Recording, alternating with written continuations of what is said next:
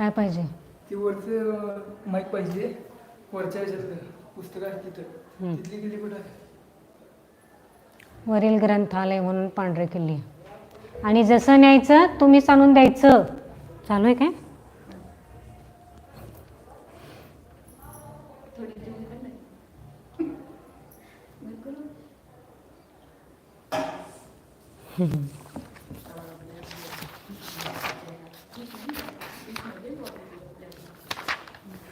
नमस्तस्यै सरस्वत्यै विमलज्ञानमूर्तये विचित्रालोकयात्रेयं यत्प्रसादात् प्रवर्तते। तो कल नियम लिखवा रहे थे आपको द्वितीय विभक्ति के, इसमें से एक नियम आपका उदाहरण देना रह गया था, उसका नियम हाँ और उसका अध्यधि और हाँ द का गण में चरित्र रहेगा उसमें, दा का भी कल बताते हैं। अभी तो उसका रह गया था ना, किसका? उपरि उपरि लोकम उपरि उपरि देवलोकाः सन्ति। क्या है उपरि उपरि? क्या उदाहरण लिखना था आपको।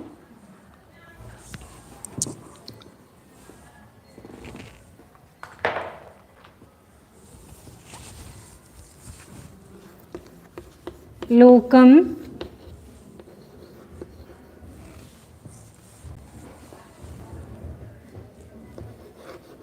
उपरि उपरि सर्गाः सन्ति।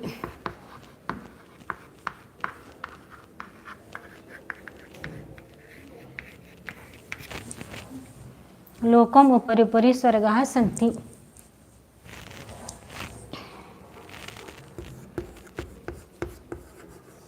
लोकम अधोधः लोकम अधोधः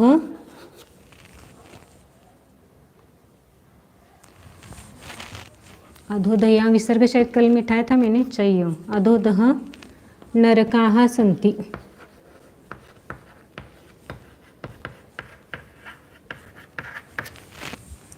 लोक के ऊपर ऊपर स्वर्ग है होते हैं, लोक के नीचे नीचे नरक होते हैं।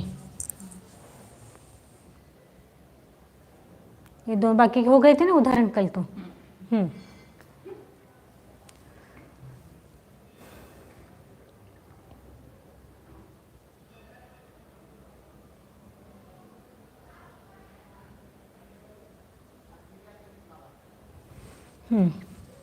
और कल अंतरा का एक उदाहरण दिया था। अंतरा ने बीच में ही है, लेकिन वो ग्रामम ऐसा लिखना, कुंभोज ग्रामम, उसका उदाहरण अंतरा का एक उदाहरण अलग लिखिए।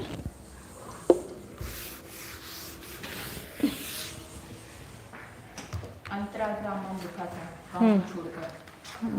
अंतरा अंतरेना और विना का लिखा था, और ग्रामम अंतरा सिर्फ अंतरा यानी बीच में, तो उसके लिए उदाहरण ऐसा लिखो आप।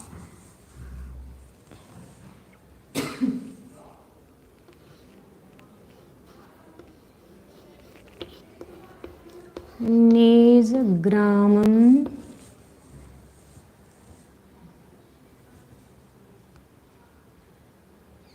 निज ग्रामम कुंभोज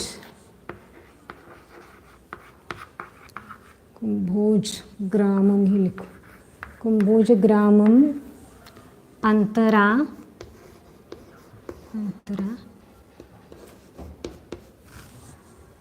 काय पाहिजे?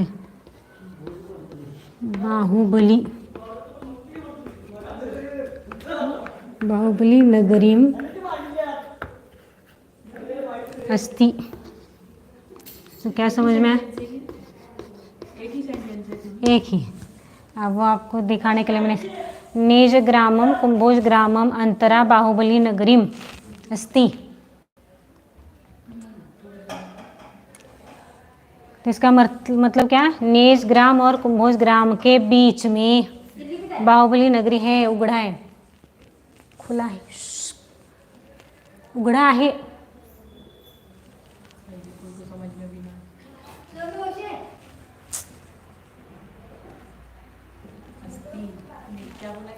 नेज गांव और कुंभोज गांव के बीच में।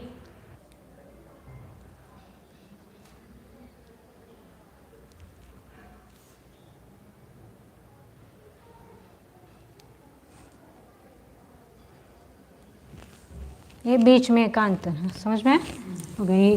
डा कर रह गया वो, अभी अभी देखा नहीं मैंने, भूल गई आज, तो उसको बाद में बताती। आगे का नियम,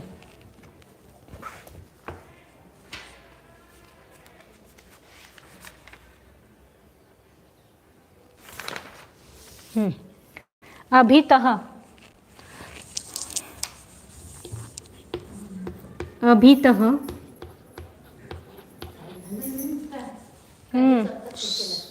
नाही जे लिहून घ्या त्यांच्याकडनं नंतर।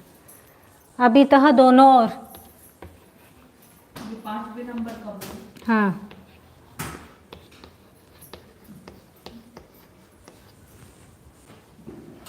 अभितः दोनों ओर, परितः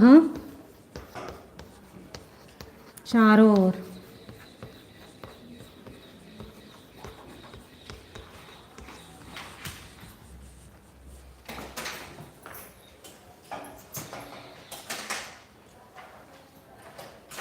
इनके साथ,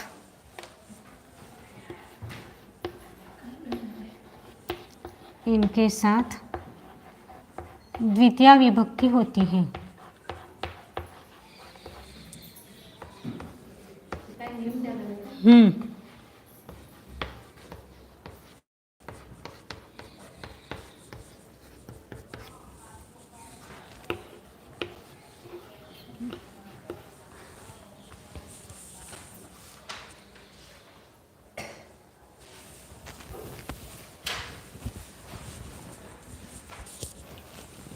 उदाहरण,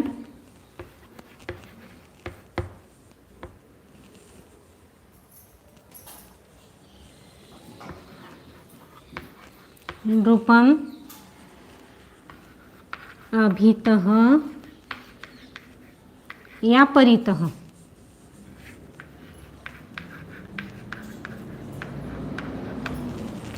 रूपम अभितः परितः सेनाम अस्ति, सेना सन्ति। सेना या सैनिक कहा करो उससे अच्छा आपको। हाँ हाँ काल 4 झाले ते। सैनिकाः सन्ति।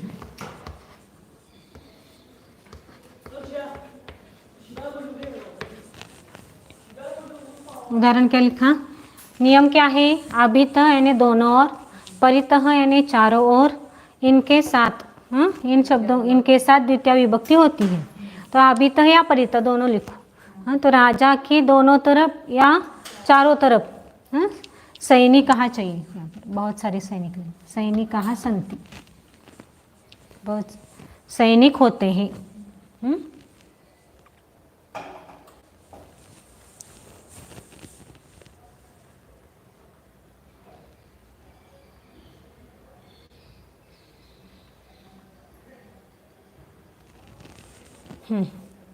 आगे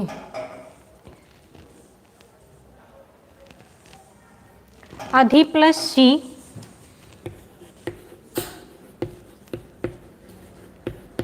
अभी ये सीधा तो आपको आया नहीं है, वो आगे आएगा। अधि प्लस सी, अधि प्लस सी ये दीर्घ आता है। अधि प्लस सी शेते, अधि प्लस था, अधि प्लस था। अधि प्लस सी धातु का अर्थ होता है सोना, सी यानी सोना, स्था यानी बैठना, और अधि प्लस आस,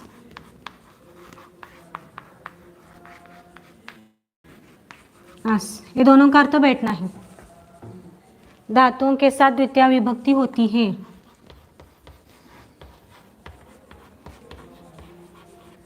धातुओं के साथ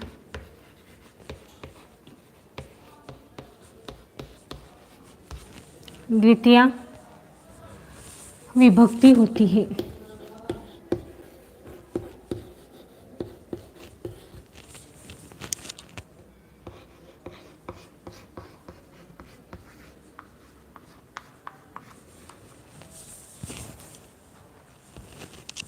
आदि प्लस शी, आदि प्लस ता, आदि प्लस आस धातुओं के साथ द्वितीय विभक्ति होती है। उदाहरण, आसनम अधिसेते, आसनम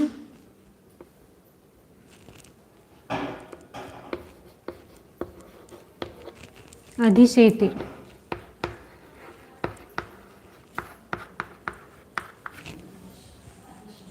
आसन पर बैठता है, अर्थ क्या होगा इसका?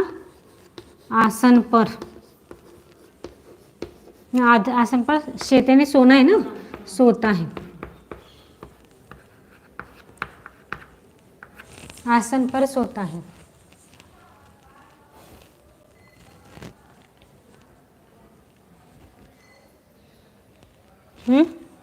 आसन पर लिखा और यहाँ विभक्ति कौन सी लगाई? द्वितीय विभक्ति। अर्थ क्या कर रहे हैं? आसन पर, तो पर में ऐसा लिखा है तो उसमें सप्तमी विभक्ति होती है, लेकिन यहाँ पर कौन सी हुई है? द्वितीय। आसने होना चाहिए था, लेकिन बना क्या? आसनम। क्यों बना? यहाँ पर आदि प्लस शी धातु का प्रयोग किया गया इसलिए। हाँ, आसन पर सोता है। दूसरा उदाहरण, दीदी उसमें इसमें सी कहाँ पे? कहाँ? सोने के लिए सी लिखा ना कि शी ए। हाँ, तो इसमें सी कहाँ है सेंटेंस में, इस वाक्य में? अधिशेते, शी का शेते बनता है चलाते समय। शेते शयाते शेरते वो आगे आएगा आपको, अभी इसमें नहीं आएगा। शेते शयाते शेरते शेध्वे, शेषे शयाथे शेध्वे, शये शेवहे शेमहे। इसे द्वितीय गण का है धातु है। आगे इसका दूसरा उदाहरण, आदि प्लस ता का, आसनम अधितिष्ठति। आपने पढ़ा है ना, स्ता प्लस ता का क्या होता है? तिष्ठ होता है ना, उबे रहना, बैठना, वो खड़े रहना। हाँ, अधितिष्ठति। तो इसमें बैठने क्यों लिखवाया? सातिष्ठ, खड़े रहना ही चाहिए, वो भी वहाँ पर भी। आसन पर खड़े रहता है। तो इधर भी खड़े होना लिखना है। खड़ा, आसन पर खड़ा होता है, खड़ा होना है अर्थ उसका। तीसरा, आसनम आस्ते, आसनम आस्ते ना, आस धातु दिखा है ना, आस्ते। आसन पर बैठता है।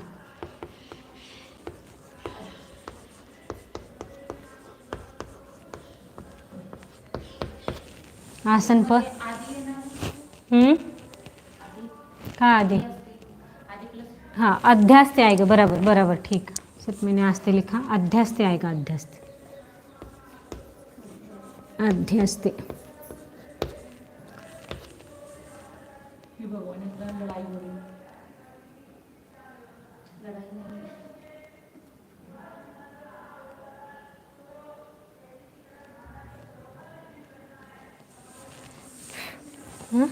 अध्यास्ते कैसे बना?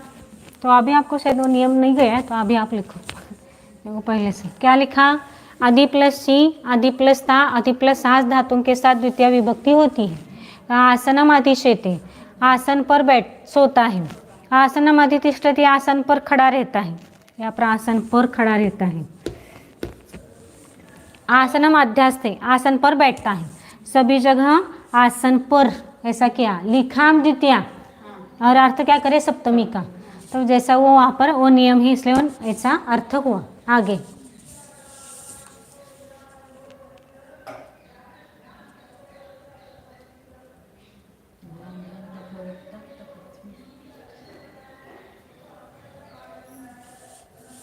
आगे हो गया। आगे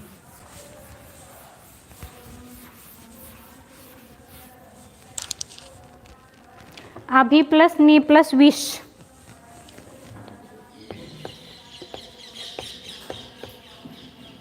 अभी प्लस नी प्लस विष, विष धातु है ना आपका घुसना,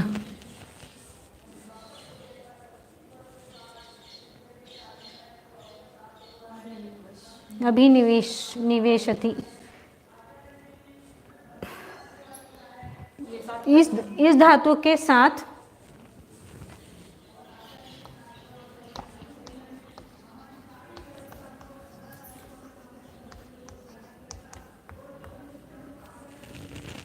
धातु के साथ आधार अर्थ में, आधार अर्थ में दिसते का अर्थ में द्वितीय विभक्ति होती है।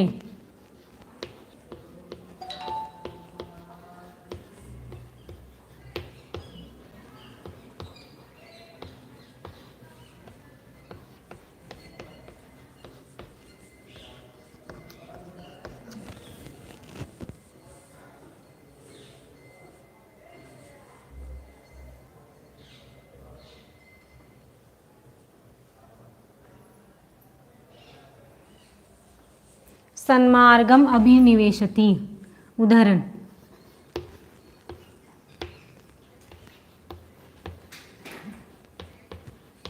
सन्मार्गम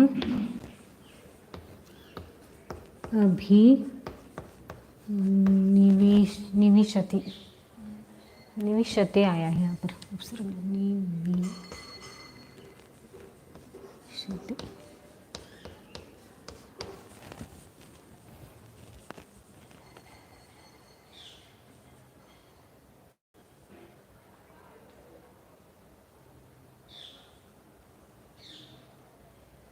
सन्मार्ग पर चलता है, अर्थ है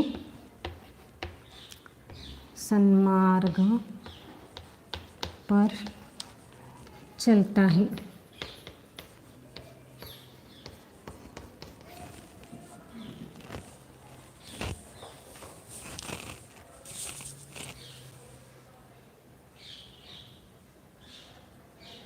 तो चलना का आधार क्या हो गया? सन्मार्ग, इसलिए आधार की वहां पर द्वितीय विभक्ति हुई। अभिनिवेशति, चर चल सब आएगा, गत्यर्थक धातुओं के साथ हो, लेकिन यहाँ पर अभी प्लस नि प्लस विष धातु है, इसके लिए खास एक नियम है। हाँ आगे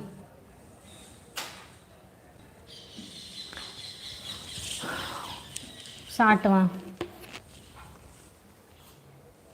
उप अनु उप उपसर्ग, अनु उपसर्ग, अधि उपसर्ग, अनु अधि, आ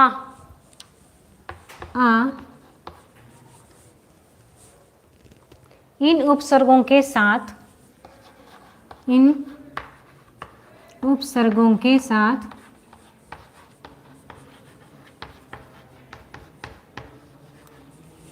इन उपसर्गों के साथ वस धातु, वस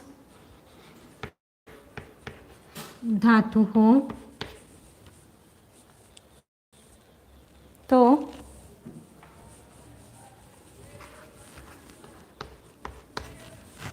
वस धातु हो तो उसके आधार अर्थ में, उसके आधार अर्थ में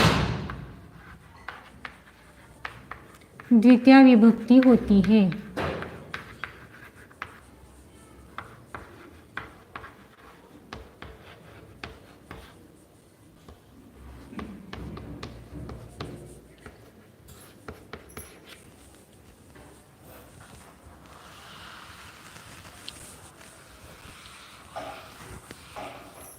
क्या लिखा? उप प्लस, इसका अर्थ क्या हो गया? उप प्लस वस, अनु प्लस वस,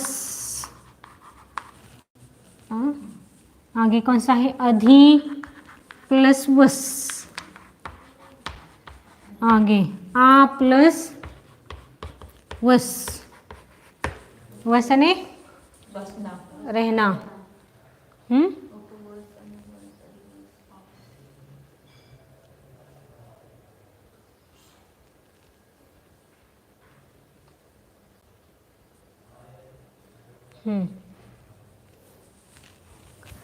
समझ में आया?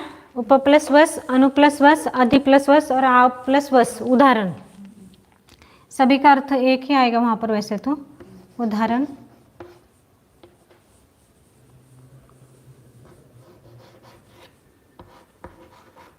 मुनि ही वनम अनुवसति, आवसति, सब ऐसा आएगा। अनुवसति एक लगे ना, उपवसति रहेगा यहाँ पर। उपवसति, उपवसति, अधिवसति।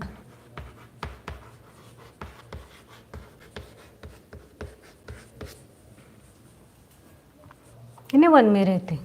मुनि वनम अणुवसति कहो, उपवसति कहो, अधिवसति। मुनि वन में रहते हैं। सप्तमी अर्थ कर रहे हैं, लेकिन लिखते समय द्वितीय लिख रहे हैं।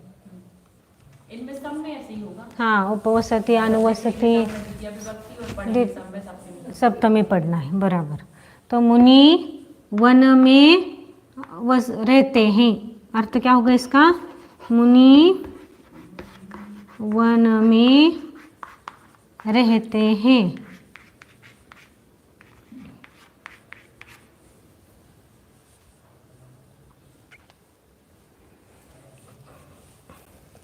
तो इसका आधार वन हो गया ना, अनुवसति का आधार वन है, उपवसति, अधिवसति, इनका आधार क्या है? वन। तो इस आधार अर्थ में इनका यदि आधार अर्थ होगा, इनके और भी अर्थ आएंगे। अब वो बाकी एक उदाहरण बताती हूँ।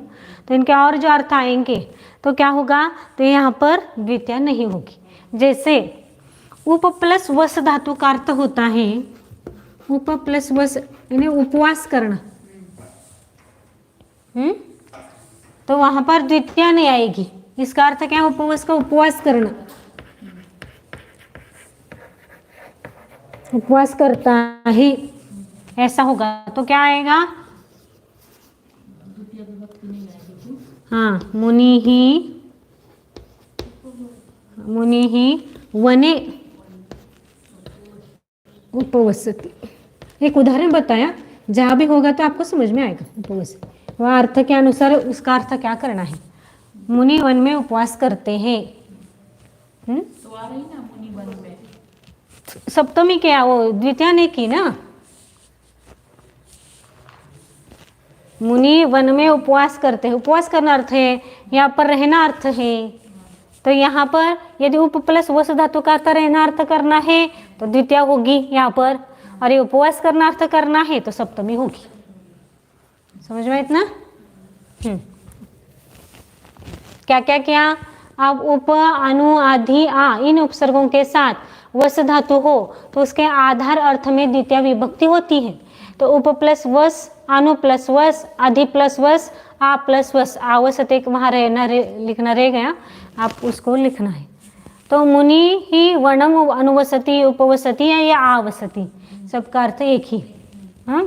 तो मुनि अर्थ करते समय मुनि वन में रहते हैं, लेकिन उप प्लस वस धातु का यदि उपवास करना अर्थ लेते हैं तो यहाँ पर मुनि ही वनम नहीं आया, वने आया।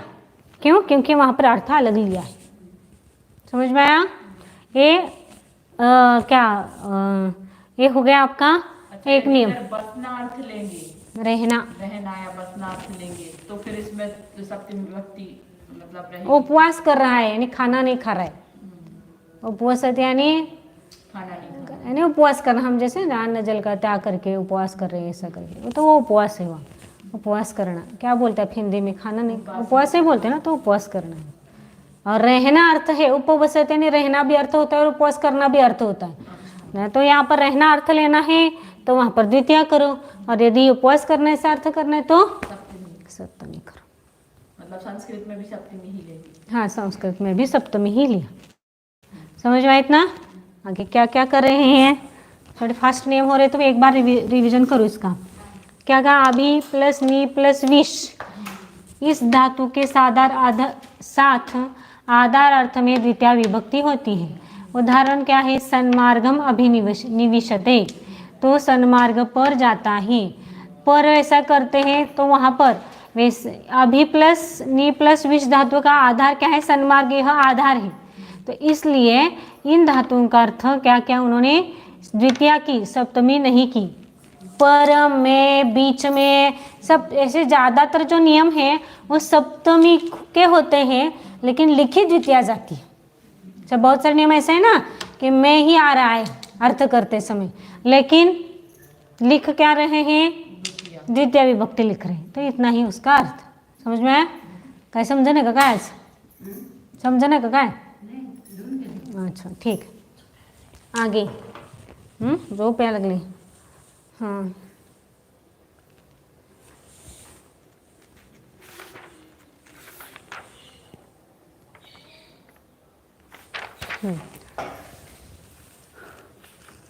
आगे काल और अध्वान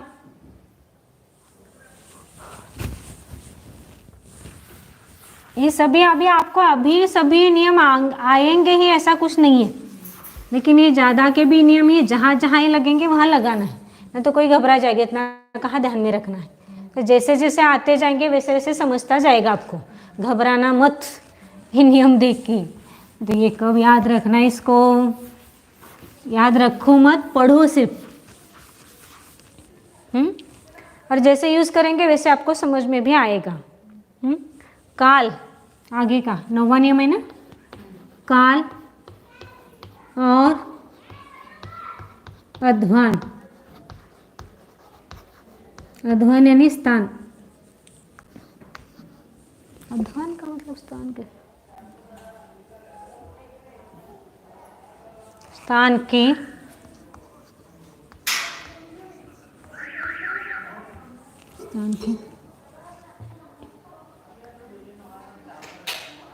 दूरवाची शब्दों में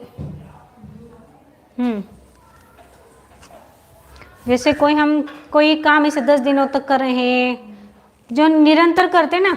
मैंने पढ़ाई 1 वर्ष में ख़त्म की, तो 1 वर्ष तक अभी मैं पढ़ाई करने वाली हूँ, एक तक ऐसा जो आप यूज़ किया जाता है। तो उसके लिए उन्होंने ये नियम दिया है कि काल यानी कितने काल तक या कहाँ तक मैं इतना 1 किलोमीटर चल के आई है।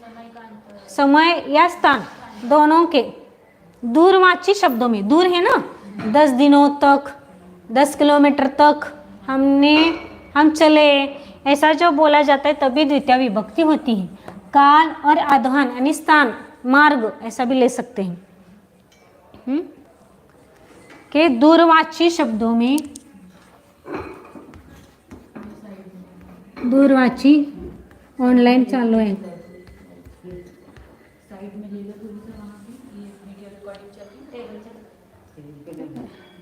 शब्दों में द्वितीय विभक्ति होती है।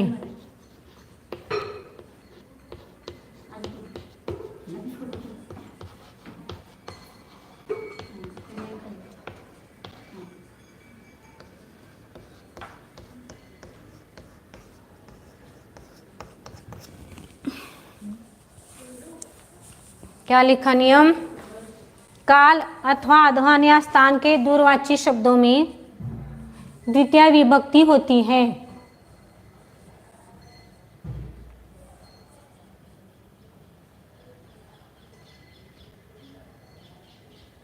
ये क्या लिखा? अध्वान मतलब अध्वान यानी स्थान या क्या रास्ता, जैसे मार्ग बोलते हैं ना, अध्वान यानी मार्ग भी अर्थ होता है। मार्ग यानी स्थान ही हो। उदाहरण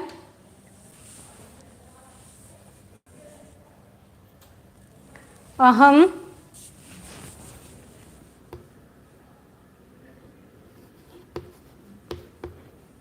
या तुम जो भी, अहम 10 दिनानि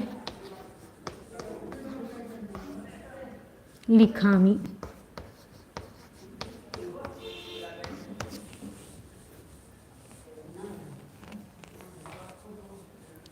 फिर दिनम, ये 10 दिन है ना, ये द्वितीय विभक्ति का क्या है, बहुवचन है। जैसे वनम वनी वनानी हुआ, से दिनम दिने दिनानी। तो मैं अर्थ क्या हो गया, मैं 10 दिन तक लिखता हूँ, लिखता हूँ। मैं 10 दिन तक लिखता हूँ। या दूसरा उदाहरण लिख सकते हैं, मैं 10 दिन तक, क्या बोलते हैं हिंदी में, दिन तक या दिनों तक, दिनों तक या दिन तक, दोनों भी आते हैं ना। दिनों तक। 10 दिनों तक लिखता हूँ। आप हिंदी में जो सही लगे, मुझे हिंदी का थोड़ा सा व्याकरण पता नहीं। त्वम नहीं, आगे का उदाहरण, त्वम तो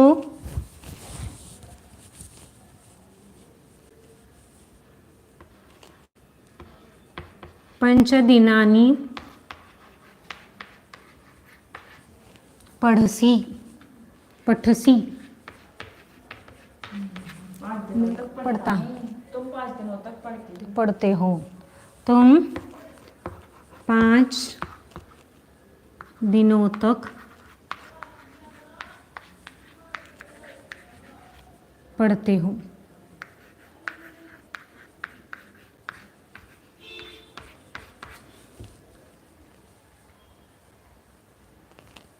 समझ में आया ना? चलो इसे समझ में आते हैं। आगे दूसरा उदाहरण, सह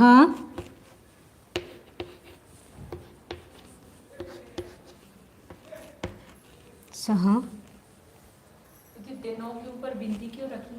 दिनों तक हिंदी में आता है, नहीं आता है, आता है दिनों तक आता है, वो दिनों तक। अच्छा नहीं, ये तो बिल्कुल दिनों तक। एक बार दीदी से बात करती हूँ। सह सह क्रोशम दिनों तक मतलब अनुनासिक, तो उसका अनुस होता है। हाँ, आपने पता नहीं, लेकिन हम तो लिखते हैं उसको। सह क्रोशम गच्छति, क्रोशम गच्छति, वह कोस तक जाता है।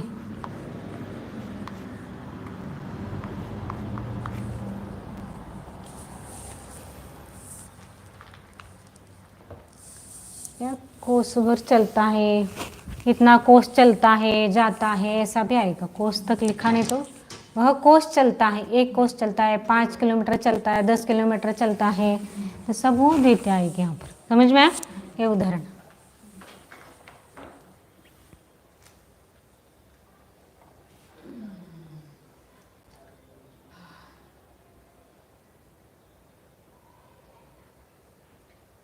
मग दिनांचं कसं द्वितीय विभक्तीचं बहुवचन येते. खूप झाले, बहुत हो गए ना। मग ते सहक्रोशम क्रोशम एक वचन है, 1 कोस 2 कोस होगा तो 2 आएगा। संख्यावाचक शब्द संख्यावाचक बहुत सारे हो गए ना, 10 तो 1 2 छोड़कर बहुत हो गए, इसलिए बहुत बहुवचन लिखा।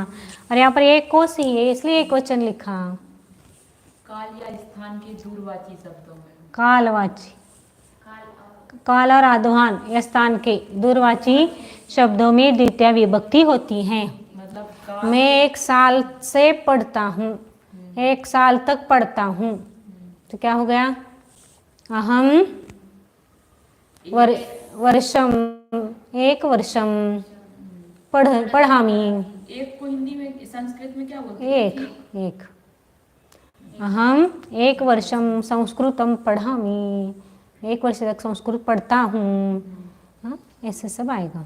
कितना किलोमीटर चल के आए आप? अहम 2 किलोमीटर। अतः किलोमीटर में क्या बोलते हैं मुझे भी संस्कृत में पता नहीं। 2 कोसम, 2 नहीं लिखा तो क्रोशव, अहम क्रोशव गच्छामि, मैं 2 कोस चलता हूँ, जाता हूँ। संस्कृतमध्ये संख्या जसं तसं हिंदीमध्ये हाँ 2 और कोस। आने के लिए आवाम देंगे। आगच्छति। आगच्छति हाँ आना। जैसे मुनि ही या मुनि, अब कितने आए 2 किलोमीटर। 2 किलोमीटर को पता नहीं क्या बोलते संस्कृत में मुझे भी, तो जो भी कल उसको बताएं किलोमीटर। 2 क्रोशो या 1 कोस। मुनि आएगा ना, 2 मुनि आए ना अपने पास अभी। मुनि क्रोशम आगच्छतः। आगच्छत आते हैं, अब आ गए भूतकाल हो गया लेकिन आप वर्तमान काल का पढ़ रहे तो आगच्छतः। मुनि क्रोशम आगच्छत। 2 मुनि 1 कोस। 1 कोस आए, आते हैं। हाँ हाँ ऐसा वो सब आएंगे। समझ में आगे जाओ, समझ लगा है। हाँ आगे। अहम 15 दिनानि संस्कृतं पठामि। हम 5 दिनानि 15 दिनानि 15 दिनानि अहम 15 दिनानि संस्कृतं पठामि। मैं 15 दिन तक संस्कृत पढ़ता हूँ। पढ़ता हूँ या पढ़ रहा हूँ? पढ़ रहा हूँ अभी चालू वर्तमान काल अभी पढ़ा है नहीं वो। और 15 दिन तो वो और मतलब इसमें वो नहीं लगेंगी वो विभक्तियाँ, मतलब वो वैसी से पर। कहाँ पर लगेगा? मतलब ये नहीं मैं 15 दिनों से पढ़ता हूँ। मैं 15 दिन तक, ऐसा है ना कोई दूरवाची शब्द में जो दूर है, कितने दिन तक काम कर रहे हो आप, उसके लिए वो आया है नियम ही। हाँ इसलिए अभी चल रही पढ़ाई तो वो नहीं आएगा। ऐसे पढ़ाई आपने हो कितने दिनों में पढ़ा, मैं अभी 15 दिन तक पढ़ता हूँ, पढ़ रहा हूँ। 15 दिनों से पढ़ रहा हूँ। 15 दिनों से पढ़ रहा हूँ ना, वो नहीं आएगा, दिनों से नहीं आएगा, सब पंचमी आएगा फिर वो तो। अच्छा। तुम 5 दिनों तक पढ़ते हो। मैंने 5 दिनों में पढ़ लिया, भूतकाल हो गया। अभी भूतकाल का पढ़ा है नहीं आपको कुछ अभी पहले वर्तमान काल सीखो अच्छी तरह से, फिर बाद में हो पढ़ाई करना। हाँ।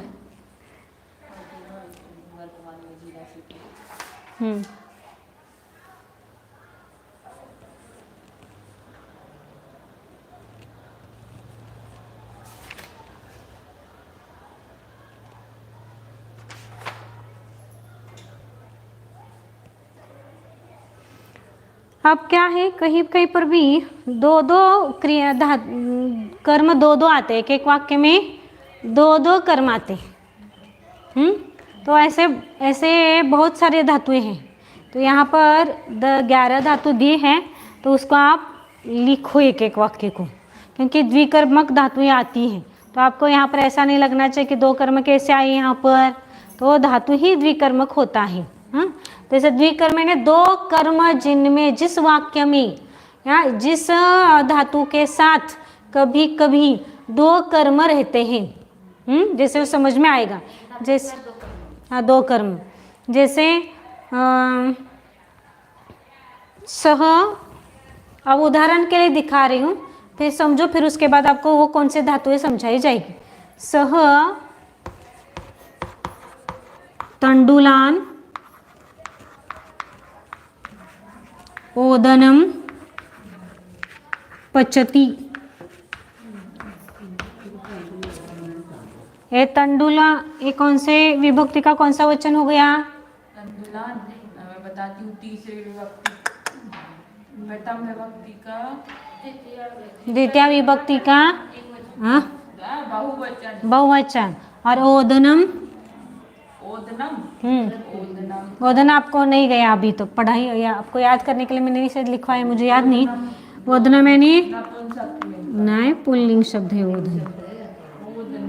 ओदनम नम जिसमें आता वो मानव, लेकिन देवम कर्म में भी आता है, देवम यतिम, म तो सभी जगह आएगा, लेकिन वो आप याद जैसे करते वैसे वो समझ में आएगा आपको। हाँ तो तंदुल यानी क्या बोलते हैं, ओदन मतलब चावल, भात। तंदुल मतलब चावल। चावल, चावल, चावल और ये भात, वह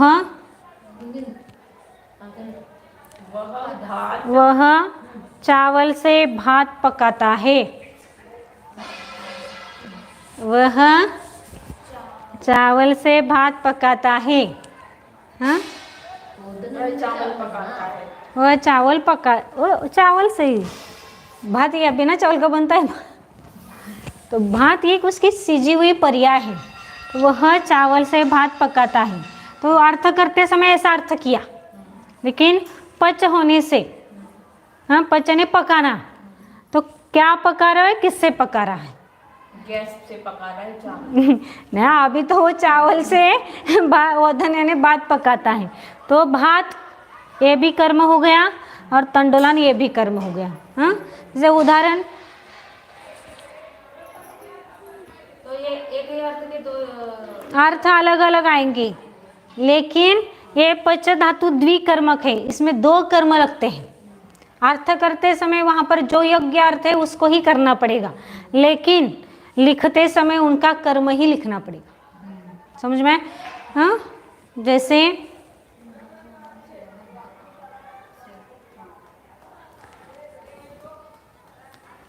सह अजम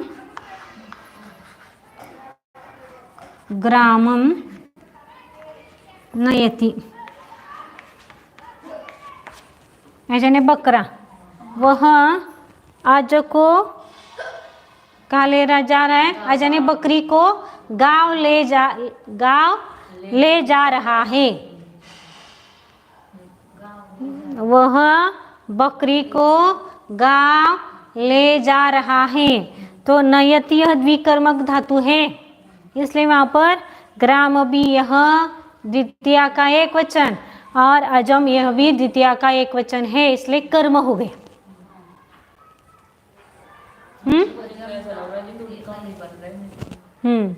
वो आएंगे, धीरे धीरे आएंगे। कोई क्यों और क्या कर रहा है? क्या कर रहा है? ले जा रहा है। किसको? कहाँ पर? गांव में। तो क्या ले जा रहा है? अजय बकरी को ले जा रहा है। कहाँ पर ले जा रहा है? तो इसलिए वैसे भी हम ले जाना या क्रियापद कैसे है? गतिवाचक है, इसलिए ग्रामम, ग्राम में या ग्राम पर ले, क्या गांव को ऐसा बोलते हैं। वह बकरी को गांव को ले जा रहा है, ऐसा अर्थ बराबर नहीं बैठता है। गांव में ले जा रहा है, इस सप्तमी विभक्ति बैठ रहा है, लेकिन कर क्या रहे हैं हम? द्वितीया। ले जाना यह क्रियापद गतिवाचक है, तो वैसे भी वो सप्तमी होगी तो उसका द्वितीया ही करना है, लेकिन यहाँ पर दूसरा भी कर्म है ना, उसके साथ क्या ले जा रहा है, इसलिए ये दो कर्म होते हैं। यानी ऐसे बहुत सारे धातु है, 10-11 धातु है कि जिनके साथ दो दो कर्म आते हैं। समझ में आया? इतना ही समझो, ये एक ही समय में ये समझ में नहीं आएंगे। आप ही लिखो और जब यूज आएगा उसका, तब मैं हर समय हर वाक्य पर वो आएगा, तब मैं बताती जाऊँ कि ये द्विकर्मक है, ऐसा इसका अर्थ करना है, इस तरह से। समझ में आया?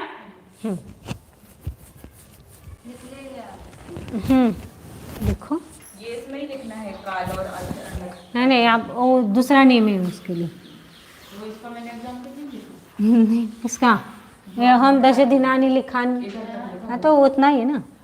आगे 10वां, कुछ धातुएं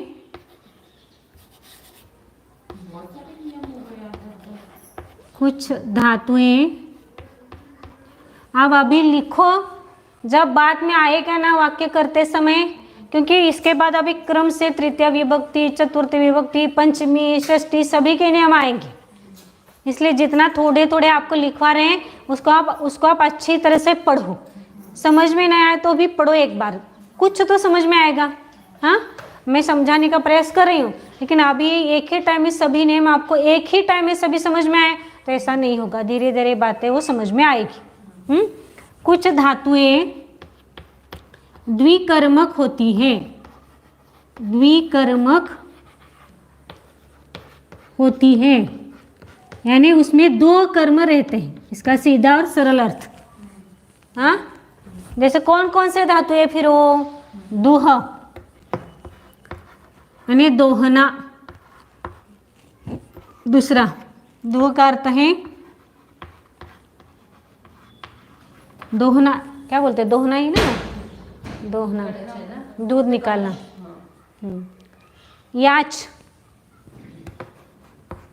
याचना करना,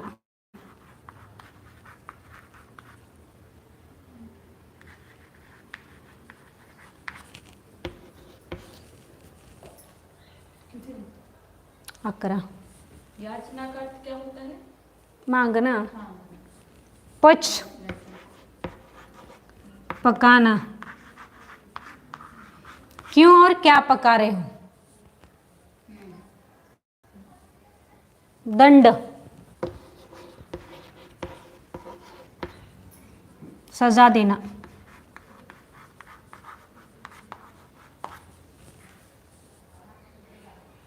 या जुर्माना करना। 5। यदि इसके आगे आप उदाहरण लिखना चाह रहे तो ऐसा लिखो।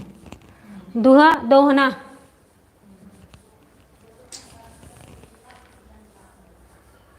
गाम दोग्धी, शुद्ध मनुष्य दूध दोहता है।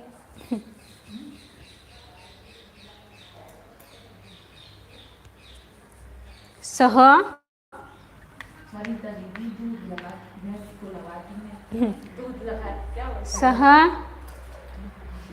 गाम पयः, गाम, गाम यानी गाय।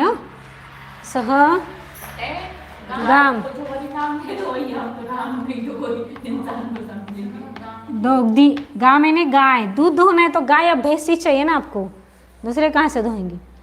पयः दोग्धी। अब ये उल्टा सुल्टा लिखो, अब आपको ये इतना समझ में नहीं आएगा। गाम पयः, पय यानी दूध, सुबह बताया था ना, पय यानी दूध या पानी दोनों भी होता है। स गाम पयम दोग्धी। ये धातु भी नहीं है क्योंकि आपको ये हो अभी क्या बोलते हैं, हे हुए नहीं ना धातु, इसलिए आप इसको ऐसा ही लिखो। सह गाम पयः दोग्धी, वह गाय से दूध दोहता है। क्या हो गया इसका अर्थ? सह यानी वह, गाम यानी गाय से, पयः यानी दूध दोहता है।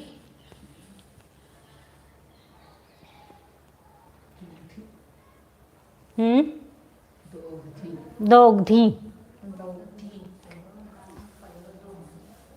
ये पंचम गण का है, सप्तम गण का धातु है दोहना। दोमी दोहा दोम दोक्षी। आगे अब याचना करने के लिए उदाहरण।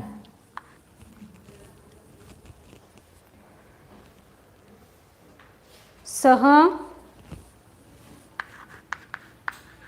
सह बलिम,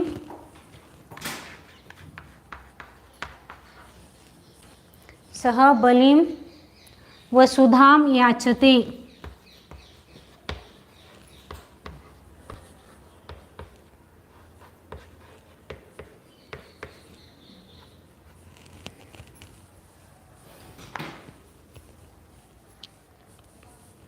वह बलि यानी बलि राजा से पृथ्वी को मांगता है।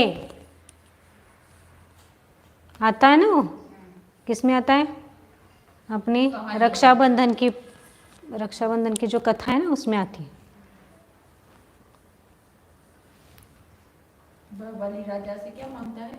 पृथ्वी मांगता है। वसुधा मतलब पृथ्वी। तो यहाँ पर याचना करना यह धातु है और दो क्रियाएं, ये दो कर्म, ये बलि एक कर्म हो गया और वसुधा एक कर्म हो गया। किससे और क्या कर रहा है? मांग रहा है। किससे मांग रहा है? बलि से। क्या मांग रहा है? पृथ्वी। हाँ, इसलिए यहाँ पर ये दोनों कर्म हो गए। याच है इसलिए दो कर्म, न तो यहाँ तृतीय विभक्ति होती, दूसरा कोई यहाँ पर होता हाँ याच को छोड़कर, तो वहाँ पर ये बलि से, तो से के लिए मैंने क्या लिखवा है? तृतीय विभक्ति है, तो तृतीया यहाँ पर होती, लेकिन यहाँ पर याच है और इसको दो कर्म लगते हैं, इसलिए यहाँ पर बलिम और वसुधा में ऐसा लिखा। अर्थ करते समय तो वह बलि से पृथ्वी को मांगता है, ऐसा ही करना है, लेकिन लिखते समय दोनों कर्म ही लिखने। आगे पचती है ना। हाँ, वह सह अभी लिखा था ना, तंडुलान ओदनम पचती। क्या है? पकाना। पच है इसलिए द्विकर्मक है, तो दो कर्म कौन से आए? एक पहला है, क्या पचा रहा है, क्या पका रहा है? तो ओदन यानी भात। और किससे पक रहा है वो? चावल से। तो वह चावल से भात पकाता है।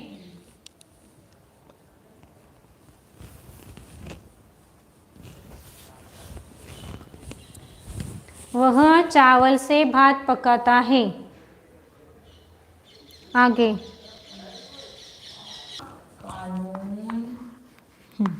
नृपः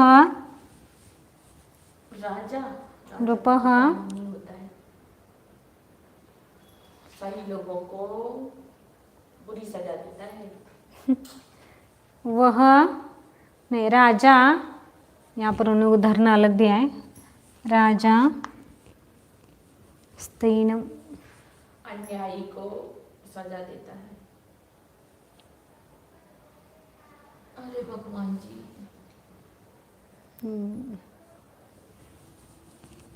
स्तेनम चोरों को, स्तेनान शतम, शतम ने अभी सहस्रम करना पड़ेगा।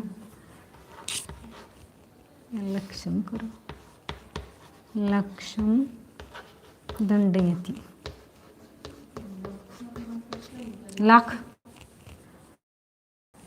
लाख लाख 1 लाख रुपया। तो राजा दंड करता है। 1 लाख रुपए को क्या? हाँ, यानी 1 लाख रुपए देना है उसको, राजा को। तो राजा गर्गों को यानी गर्ग नहीं, चोरों को 1 लाख रुपया जुर्माना करता है, दंड करता है, जुर्माना करता है। आप हिंदी में सजा देता है ने 1 लाख रुपए का 1 लाख दंड करता है, ऐसे वो कोर्ट में रहते हैं ना। हाँ,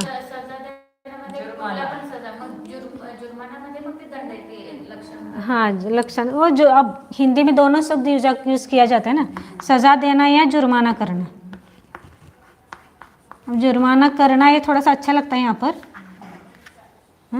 तो राजा चोरों को 1 लाख रुपए जुर्माना करता है।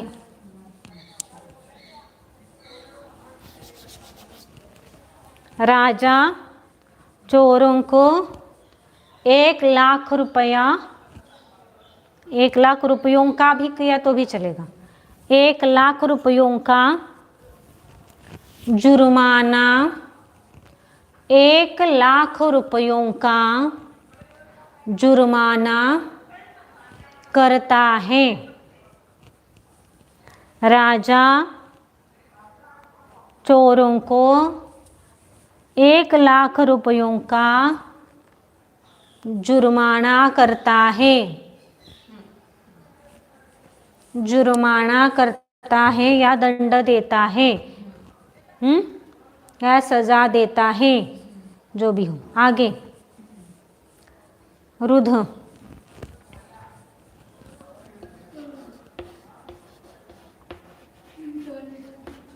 रुद्ध यानी ये पंचम गण का है अभी तो। रुद्ध रोकना, रुद्ध यानी रोकना। उदाहरण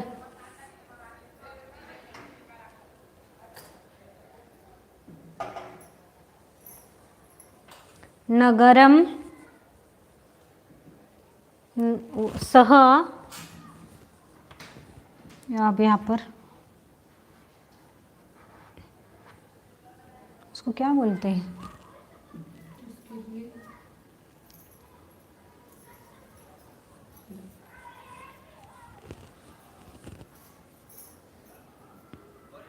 दरवाजे के द्वारपालों, द्वारपालम, द्वारपालः आएगा ना, द्वारपालः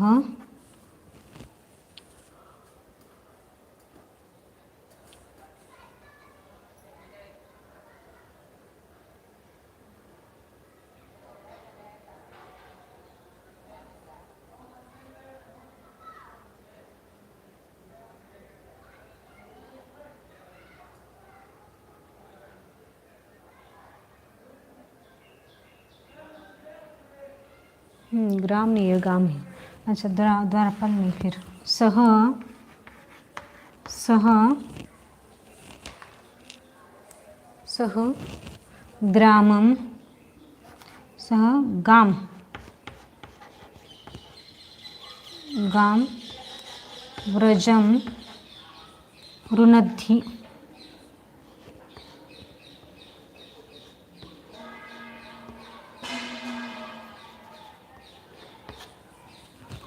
सह ग्रामम व्रजम रुनद्धि।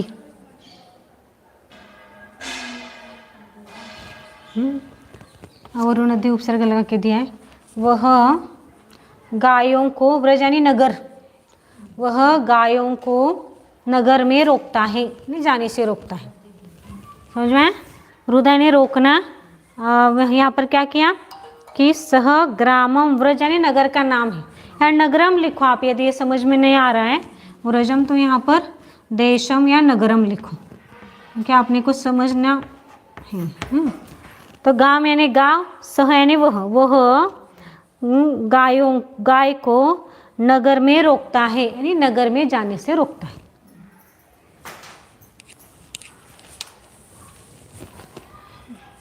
छः,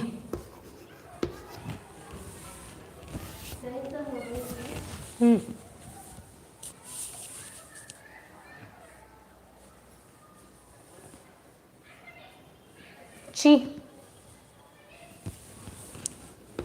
यानी चुनना, रुनद्धि, रुनद्धि ए रू न और ये द के पाँव में धी, रुनद्धि। यानी चुनना,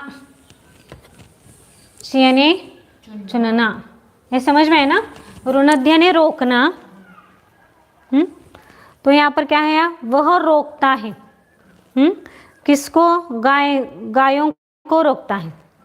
हाँ, तो वह गायों को नगर में रोकता है, नगर में जाने से रोकता है, ऐसा अर्थ है उसका।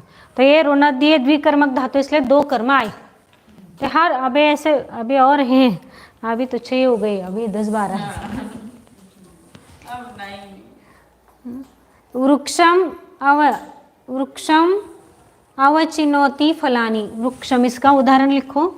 वृक्षम सह वृक्षम,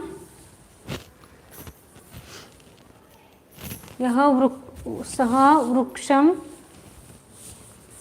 फलानी अवचिनोति,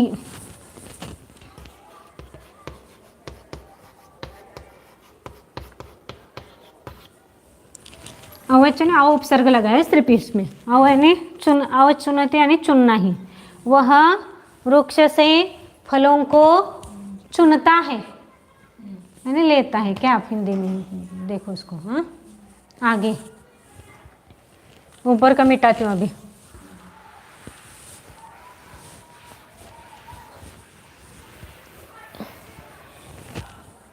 आगे 7 नंबर का, ये 6 है। आप हिंदी मराठी में आप 6 समझ में आता है क्या? देखो 5, ये 4 और 1, 6, 7।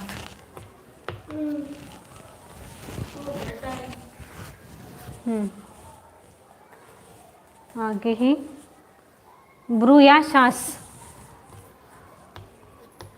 ब्रू या श्वास दोनों धातु एक ही इसमें। श्वास यानी कहना,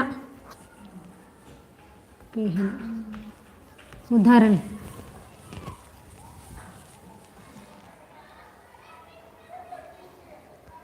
सह मानवकम धर्मम, सह उदाहरण सह मानवकम मानव कहने मनुष्य, धर्मम शास्ति या ब्रूते, क्या लिखा है ब्रूत, कौन सा मानव का बड़ा नहीं, ब्रूते या शास्ति,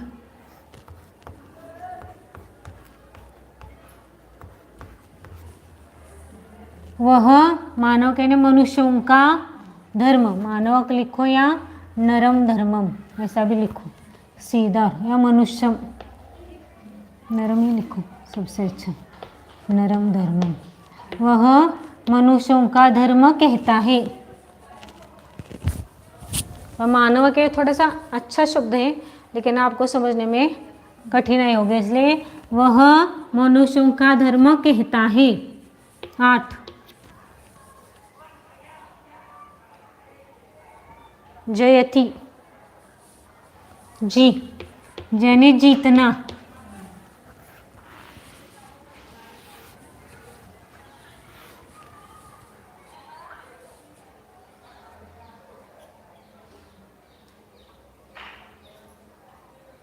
सह, जी का जी बनेगा, जी का जय जो है मूलतः तो जितने अपने को पता है वो लेना ही। सह देवदत्तम,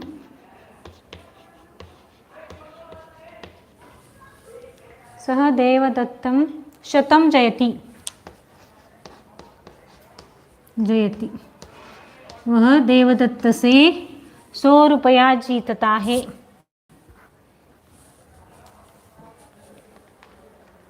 किससे और क्या? आगे मत,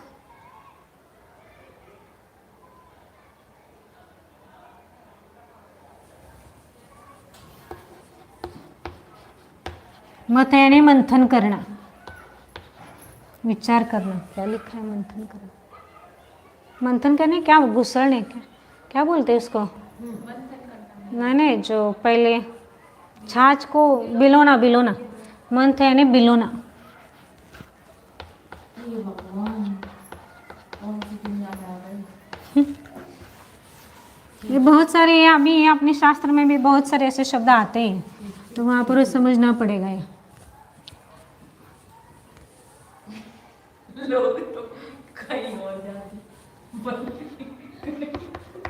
सो सुधाम, मत मतलब मंथन करना। सुधाम क्षीर निधिम मतनाथी, यह समुद्रम मतनाथी।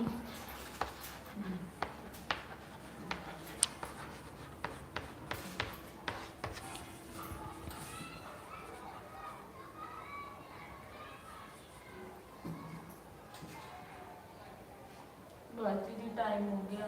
समुद्र से, ये स निकालो इसको, समुद्र से अमृत का मंथन होता है। समुद्र से अमृत का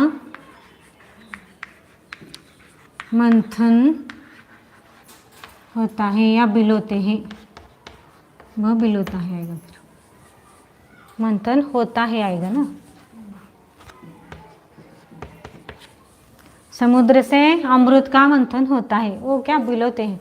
वो हिंदुओं में एक कथा है ना, या अमृत के लिए क्या 14 रत्न, स्वर्ग के देव और राक्षसीन में जो युद्ध हुआ और उन्होंने अमृत निकालने के लिए दोनों खींच रहे थे पर्वत को, तो वो उसमें से बहुत सारी चीज़ें निकली। किसके लिए कर रहे थे? वो बिलो रहे थे कि अमृत के लिए। तो लेकिन वो अमृत समुद्र से निकला हुआ है ऐसा मानते हैं, मान्यता है, अपने में नहीं है, हिंदू समाजों उनमें मान्यता है। समुद्र से अमृत का मंथन होता है। अभी लिखो आप इसको, बाद में जब आएगा तब देखा जाए, क्योंकि अभी मैं एक ही जगह सभी नियम लिखवा रही हूँ ना, इसलिए दे रही हूँ। जब आएगा तब आपको समझ में आएगा या वहाँ पर बताया जाएगा। अभी आप लिखने का ही काम करो सिर्फ। आगे मुश,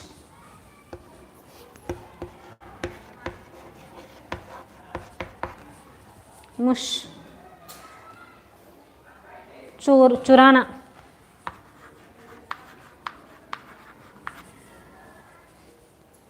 मुश यानी चुराना। देवदत्तम शतम उष्णाति, देवदत्तम ये दुई कर्म वाली धातुएं चल रही ना अभी? हाँ सभी वही है। देवदत्तम शतम मुष्णाति। मुशने चोरना, किससे? देवदत्त से। क्या चुरा रहा है? तो 100 रुपये। तो वह देवदत्त से 100 रुपये चुराता है।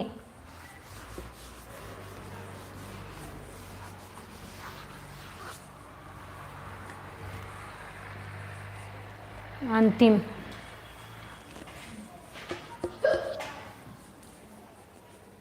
निक्रुवह।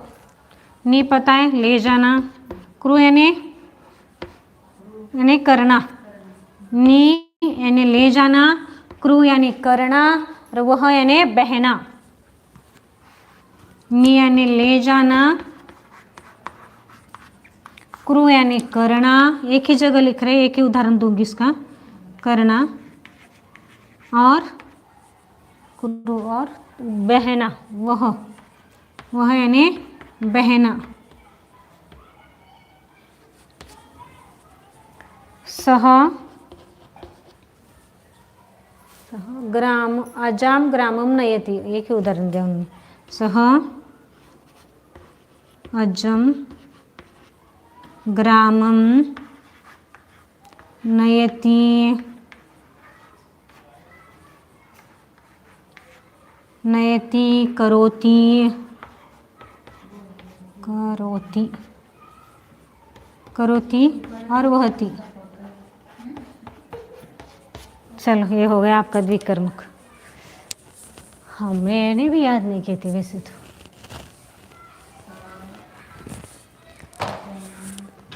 अब ये लिखवाना इसलिए लिखवा रहे, तो ये इसका उपयोग तो बाद में आएगा।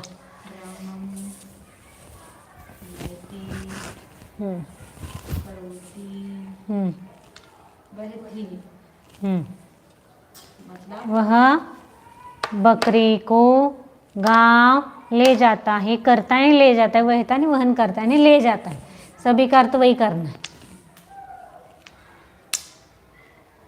ये हो गए आपके। अभी इसमें है लेकिन अभी इतने बस नहीं। अभी इसमें एक अकर्मक धातु आता है, वो कल लेते हैं, एक ही आएगा तो उसको कर लेंगे। अब यहाँ पर कैसे आपको क्या करना है? अब कुछ नहीं करना है नहीं तो जो दिया है पूरा कल से आज तक, तो उनको एक बार देखो।